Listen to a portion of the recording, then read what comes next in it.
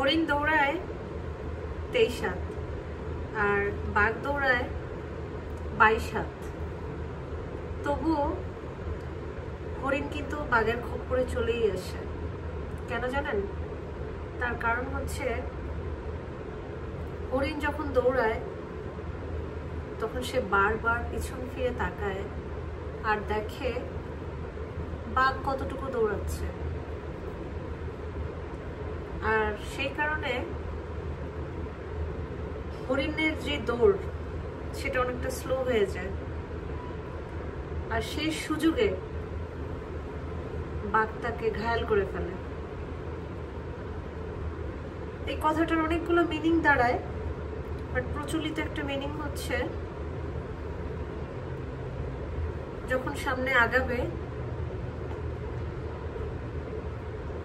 তখন আর বেশি পিছন ফিরে তাকানো যাবে না। শুরুতেই বললাম যে এটার অনেকগুলো ব্যাখ্যা আছে, সো যার জীবনের সাথে যেটা মিলে যায় সে সেই ব্যাখ্যা দাঁড় করাতে পারবে। কিন্তু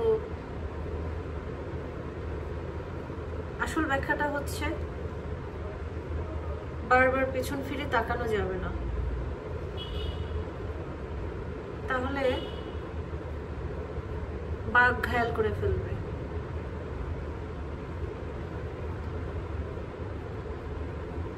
তো যাই হোক, একটা সুন্দর কথা দিয়ে শুরু করলাম, আর এই হচ্ছে থানাকা লাগাচ্ছি।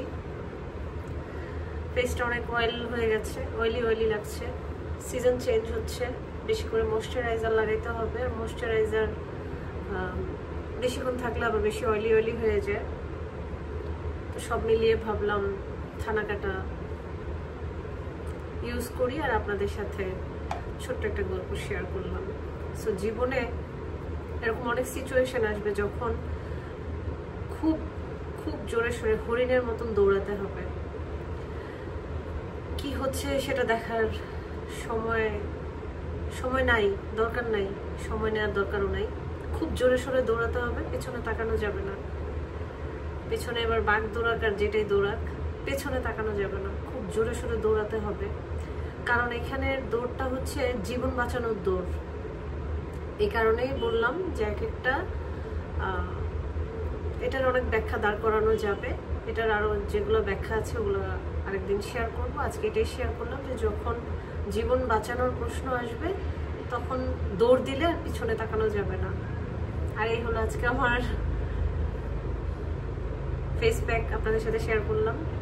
সবাই ভালো থাকবেন, দেখা হবে নেক্সট ভিডিওতে।